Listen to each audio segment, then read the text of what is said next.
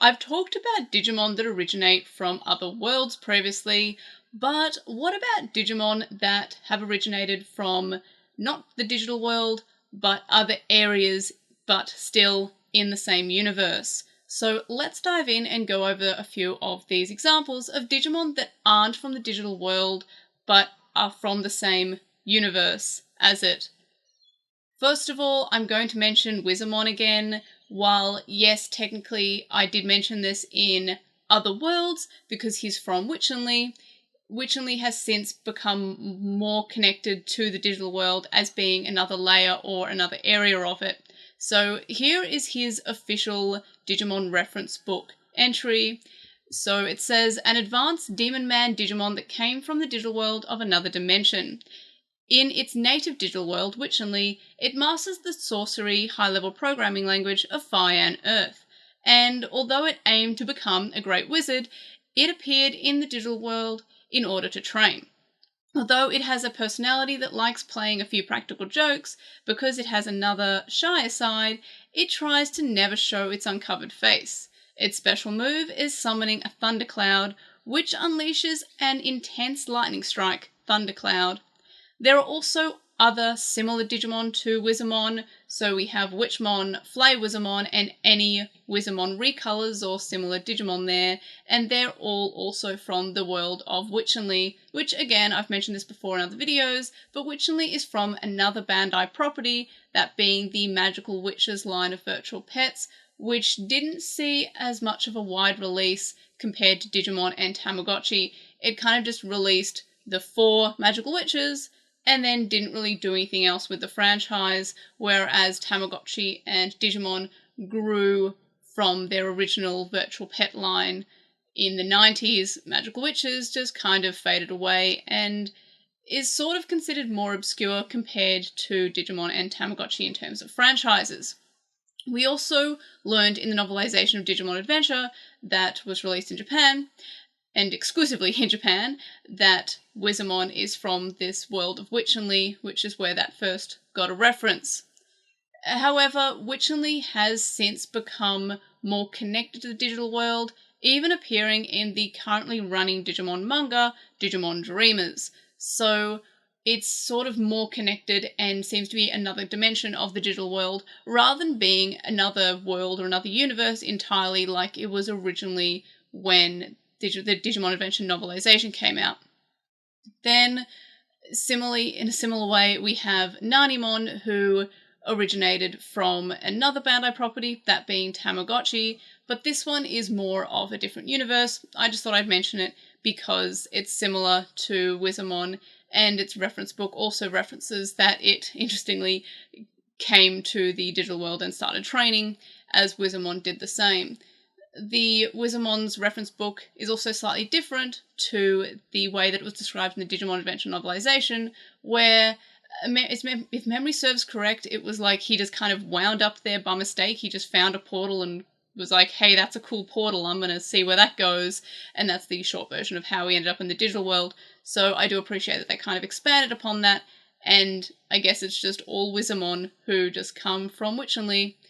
And of course, it is mentioned in Digimon Dreamers that is just kind of where the magic school is. And there's lots of Digimon there, not just necessarily the Digimon who have previously been thought to originate within Witchenly.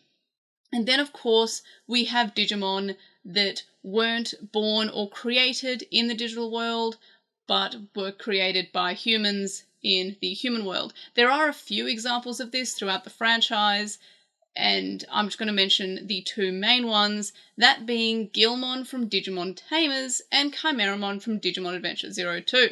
So, of course, we have Guilmon being created by Takado in Digimon Tamers as his, fan character, his fanmon, his just a OC, original character, do not steal kind of thing, and he ends up creating this Digimon and it being born in the digital world, and then he eventually does get to go to the digital world where he's never been before, but he was effectively born in the human world and not the digital world because he was created by a human. In a similar way, we have Chimeramon, who is less of a case of this because he was still born in the digital world, but was created by a human, that being Ken. However, he wasn't as original as Gilmon is. While yes, Gilmon was just created because Takato wanted something cooler than Agumon and was like, hey, what if red? And still a dinosaur. Whereas Chimeramon was just put together by using other strong Digimon and kind of combining them into this one chimera, if you will, of a Digimon. So that one is sort of more of a stretch than Gilmon. Gilmon was born in the digital world, was created by a human. Chimeramon was born in the digital world, was still created by a human, but was created by a human by putting together parts from other Digimon that were already existing. So it's more of a stretch, but still I consider it to be a Digimon that's not necessarily from the digital world, in kind of like just was born in there, but was created by someone who was not from the digital world. And then lastly, of course, we have basically any egg that's appeared and hatched in the human world and not in the digital world.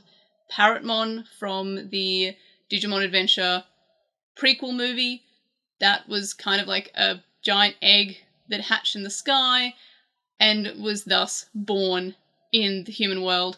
Again, that one's a little bit more of a stretch, but still I'm going to count it because technically wasn't born in the digital world, but I'm not sure if it ever got back to the digital world. We don't know what happened to it after it was killed in that Digimon Adventure prequel movie.